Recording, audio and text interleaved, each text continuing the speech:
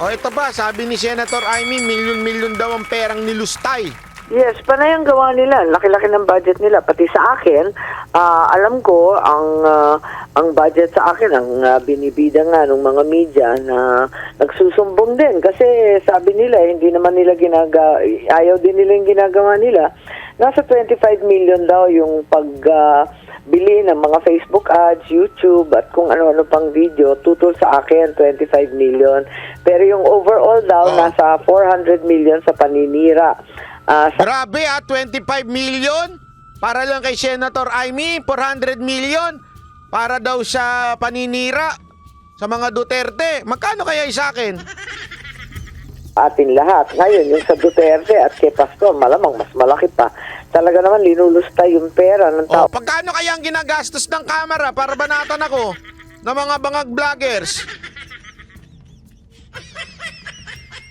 Tanong natin kay Makagago. Yamada Cherry, maraming salamat po. Tanong natin kay Makagago tsaka mga flip topper na walang karir. Magkano? Magkano nilulustay sa inyo para banatan ako? Nagtatanong lang. Diyan ba sa sinasabi ni Senator Amy na 400 million ba yon? Kasama ba dyan si Cash? Si Cash J? Si Makmak Humpa, kasama ba dyan? Grabe, milyon-milyon Saan ginagastos yung milyon-milyon na yan para manira ng kapwa? Alam ko na, sa YouTube ads. Panoorin nyo yung mga YouTube ads. Makikita nyo yun. Malalaman ninyo kung kanino ginagamit yung 400 million na yan. Pero alam mo, naging ako dun proud ako dun Dun sa paninira ni Makagago. Ang mga damonyo na ito, at saka ito. Pag ganun pa siya, di ba? Ito. At saka dun sa isang addictus na yon, kung sino man yung addictus na yon. Ito, gumaganon. Baka level ko na si Pangulong Duterte, tsaka si Pastor Kibuloy.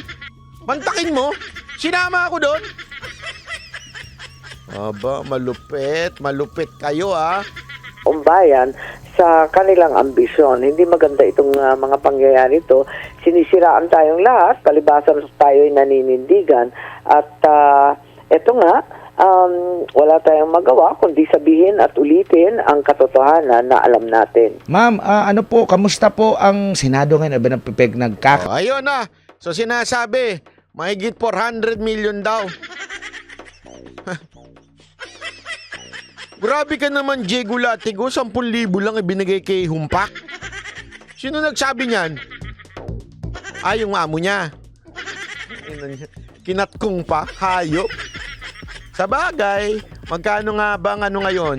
Ang tawag dito, yung pulburon? Magkano ba pulburon ngayon? Tanong natin kay JJ.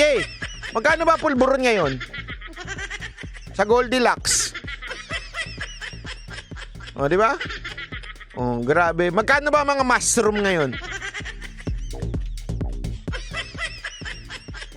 Sabi nito, sana ma-extradite yung Diyos mo. Alam mo, makinig kayo makinig kayo mabuti. Dito, ito mga to, dito kasi nagkakamali itong mga katulad nung mga nagko-komento laban kay Kibuloy. Ulitin ko Ako po, until now, I still believe na sa tingin ko, hindi pa rin po tama yung relihiyon ni Kibuloy. Wala naman po ako nagbabago, hindi ako nagbabago. Sa tingin ko, hindi pa rin yun ng tamang paniniwala. Pero ginagalang ko yun. Di ba At hindi ko pakikialaman yun. Okay? Kasi i-define natin.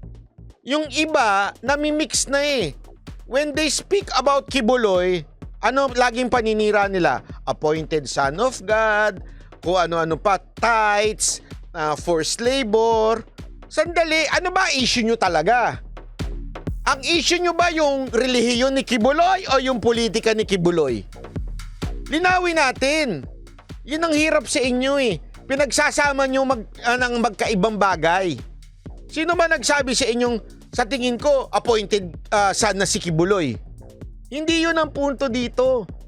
I am with Kibuloy because inaapi siya sa ating batas. Binibigyan siya ng injustice. Issue ito ng isang mamamayang Pilipino, hindi ito issue ng pagiging pastor lang ni Kibuloy. Huwag nating pag-usapan yung relihiyon. Ang issue dito yung politika. Mga gunggong. Di ba? Kasi yung iba dyan, maraming laging pautot na din. Yung bang ginagamit nila, akala ko ba, you own the universe and the ganito. Bakit di mo patigilin ng mga kaso-kaso? Diyan mo makikitang walang mahina ang theology ng mga tao na to eh. You do not use that kind of argument. Why? Because, di para mo na rin sinabing, hindi pala God si Jesus. Kasi si Jesus nga pinako sa krus eh. Di ba? You do not know your theology. The problem with you, minimix nyo yung politics into theology. Hindi yan ang usapan. We're not talking about the religion of Kibuloy here. We are supporting Kibuloy because of his fight against terrorism, against corruption. Yun ang sinusuportahan natin. Not because of religion. Hindi ho nagbabago ang pananaw ko sa relihiyon. Melanie de la Cruz, hindi ho ako sumanib sa KOJC. Tanga lang. Hindi ko sinasabing tanga yung mga sumali ha. Ang sinasabi ko, huwag kayong tanga, kayong mga humuhusga ng relihiyon doon sa mama. Kung laitin ko kaya yung relihiyon na pinapaniwalaan nyo? Gusto nyo? Maglaitan tayo ng relihiyon dito, tingnan natin kung sino mananalo.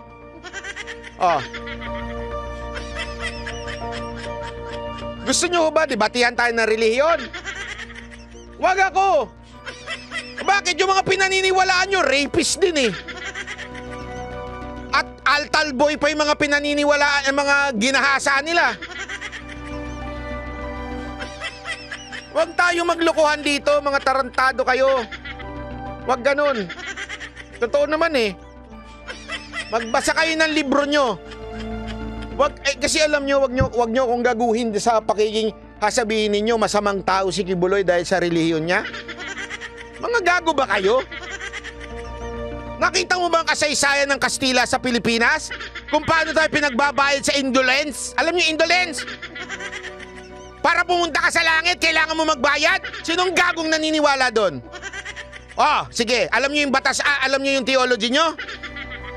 Saan ang galing yan? You do not know that! Kalma, Banat Bay! Di sige. Kalma. Baby, kalma. Huwag mo naman akong bigyan ng dahilan para tabihan ka. Kalma. Tama, mali. Hindi nyo kasi alam yan eh. Di ba? Alam nyo? Hindi.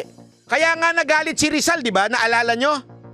Kinakawawa yung mga Pilipino, lumuluhod, tas nagbibigay. Para lang mapunta sa langit. Tas sisisihin nyo yung tights ni Kibuloy? Mga ukin ninawa kayo. Di ba? May pamisa pa kayo sa patay? Ilang araw yung 40 days? Bakit 40 days? Para 40 days kinakat ko ang pera nyo? Tapos magagalit kayo kay Kibuloy, may tights. Gago, di ba? Wala. Tigil-tigilan nyo ako sa katarantaduan nyo. Hindi nyo alam ang kasaysayan ninyo. Kung paano tayo nilinlang ng mga Kastila dyan.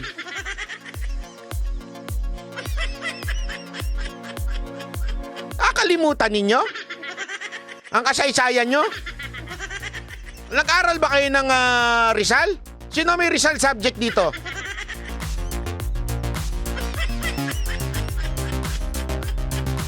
Hindi ka alam mo bakit ako naiinis? Yun talaga doon ako naiinis eh. Napaka-hipokrito ng mga Pilipino. Nakala mo kung makapanlait kay Kibuloy dahil sa paniniwala niya.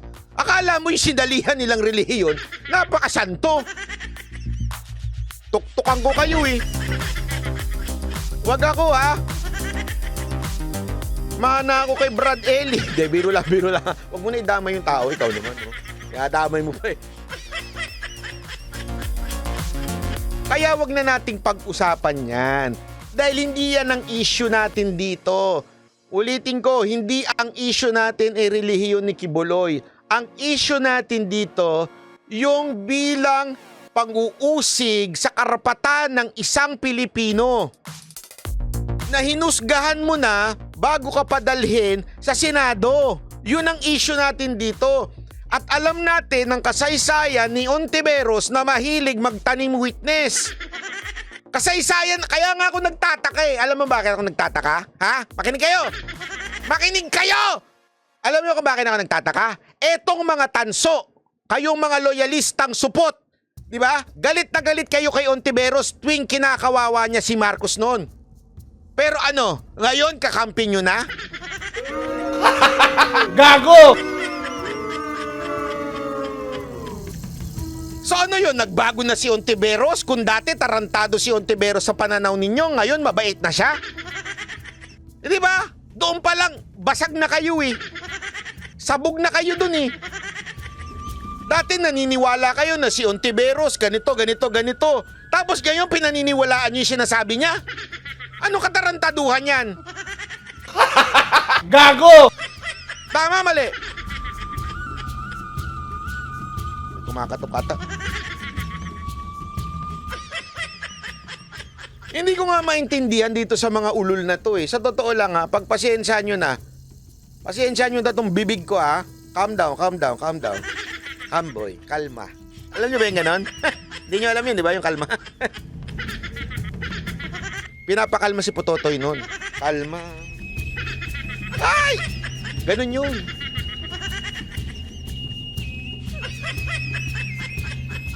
Huwag na nating pag-usapan ng relihiyon dito. Kasi nga ulitin natin, ako naniniwala ako, hindi sa relihiyon, kung hindi sa relasyon mo sa Diyos. At ikaw ang nakakaalam kung totoo yan o hindi. Nobody can judge you kung sino ba dito ang maliligtas o hindi. Okay? Linawin natin yon. Only God can see ang puso mo. Kasi sa mata ng tao, pwedeng mabait ka, bait-baitan ka. Di ba? Pero ang nakakakita lang ho niyan, Panginoon. So, wag na nating pag-usapan yan. Ang issue natin dito, yung karapatan ng isang mamamayang Pilipino na dumaan sa due process. Bakit? According nga dito sa aking kodiko. Ayan oh, nakasulat to. Oo, ayan, ayan. Basa. Article 3, Bill of Rights. Section 4, no law shall be passed. Mali, hindi pala yan. Mali. Mali. Sorry naman. Ito pala, sa kabila. Article 3, Section 14. Number 1, which provides that in all criminal prosecution and the accused shall be presumed innocent until the contrary is proved by evidence beyond reasonable doubt. Kala mo, Mike Abe, ikaw lang marunong magdabog?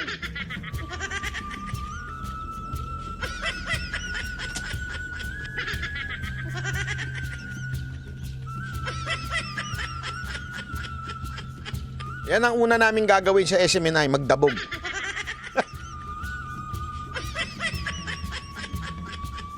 Di ba yun na sinasabi doon? Yun ang presumption of innocence. Beyond reasonable doubt. Alam mo ibig sabihin ng beyond reasonable doubt? Ha? Walang kaduda-duda. Ibig sabihin, even 0.01%. Hindi possible yun. Kailangan walang kaduda-duda beyond reasonable doubt. Anak ng tutsa. Dinismiss na nga nung una, inulit na lang ngayon eh. Binuhay na lang ni Remulla yung kaso uli eh. Di ba? Tapos, itong mga bangag vloggers, akala mo, wag ka na magtago sa batas. Batas! Tuktukan ko kayo, baka batas lang ni Atty. Libayan yan. Anong batas na pinagsasabi ninyo? Yung warrant na yon, Senado lang ho yun. Anak kayo ng tutsa, oo. Ang problema kasi, ang saya nito si April. Hindi ko naman pwedeng dalhin yung ganito doon. Baka mamaya, tawagan tayo ni Pastor Kibuloy. Sabihan mo nga si Banat Bay, wag kalma, minsan kalma lang ha. Ayan na nga, nakasulat na mga kodiko ko. Ayan o, salpak nyo sa pagbumukha nyo yan.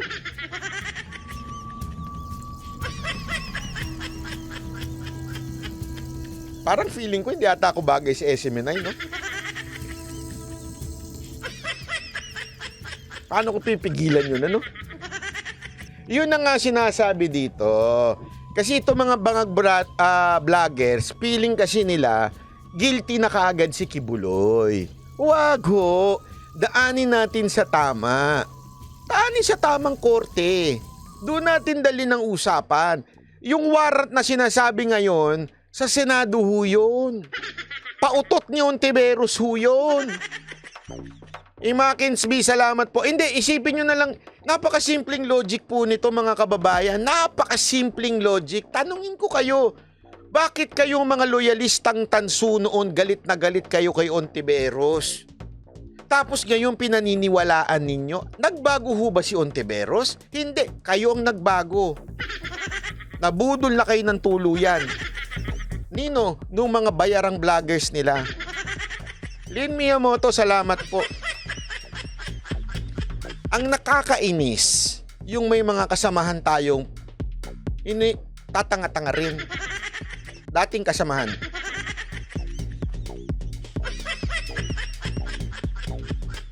Isipin, tama, bilib pa sila kay Castro ngayon.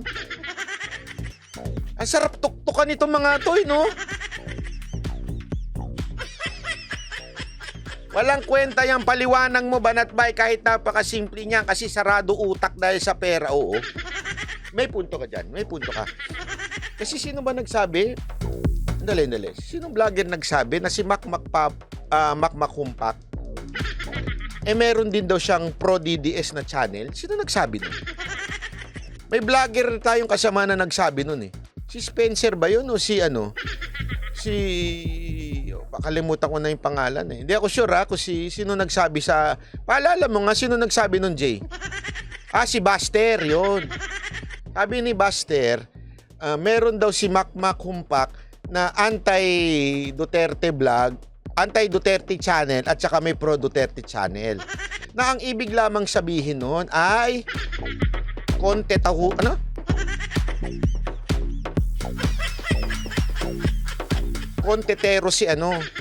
si Makmak Humpak. Anong konteteros? Hindi siya banateros, konteteros. Content lang ng content. Mantakin mo. Baka nga hindi lang siya ganun eh. Baka yung iba mga vloggers pa nila ganun din eh. Basta lang may content. Sabi ko nga sa'yo, pera-pera lang yan. Jay Guevara, ganito na lang. Pwede bang alukin mo silang lahat? Bigyan ko na lang silang pera, manahimik na lang sila. Diba kasi mahirapan pa sila mag-content, may expose pa yung kabobohan nila. Naawa ako eh. Bigyan ko na lang silang magkano ba bigay sa kanila? 10,000. O gawin kong 15 kada buwan. Tapos tumahimik na lang sila. Para concern lang naman ako. Gusto ko silang bayaran. Concern lang naman ako na para hindi na sila mapahiya na mantakin mo, malalaman ng buong kamag-anak nila na bobo sila. Kawawa naman sila. Tapos magkakaroon sila ng anak. Sasabihin ng anak nila, "Tay, bobo ka pala. Bakit bobo ka? Ang pangit ng argumento mo, Tay." Ililigtas ko na sila. Bigyan ko na lang silang 15,000, manahimik na lang sila. Isarado na nila yung channel nila. Hindi nila kailangan sumali sa atin. Ayoko silang kasali. Ang babantot nun eh. Mas mabuti pang tumahimik na lang sila, at least hindi na sila mapahiya sa mga kamag-anak nila. Yung kamag-anak natin, tatanga-tanga oh. Diba? Kaya nga ganito sabihin mo sa kanila, challenge mo sa kanila. Sabi ni Banatbay, ipakita nyo sa kanya yung magkano yung natatanggap nyo, yung screenshot na ibinibigay sa inyo kung sino man, dodoblihin ni Banatbay. Ang gagawin nyo lang, tumahimik na kayo para hindi kayo mapahiya.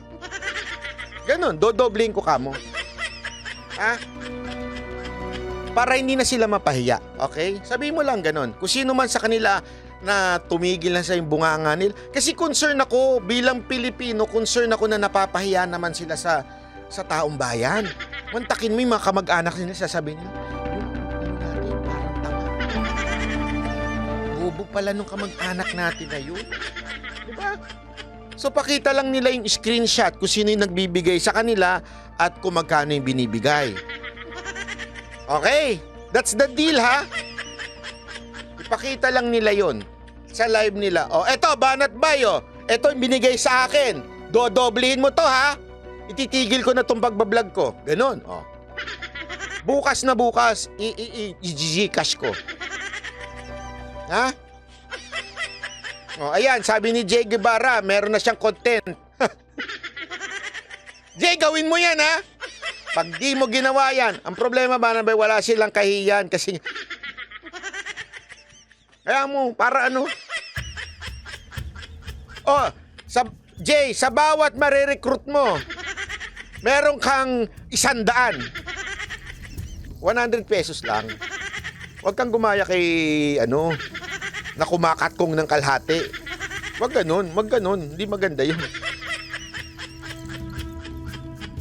Ito, panoorin nyo ito ha. Ito ang nagtataka ko. Katukin kaya natin si Senator Tulfo dito.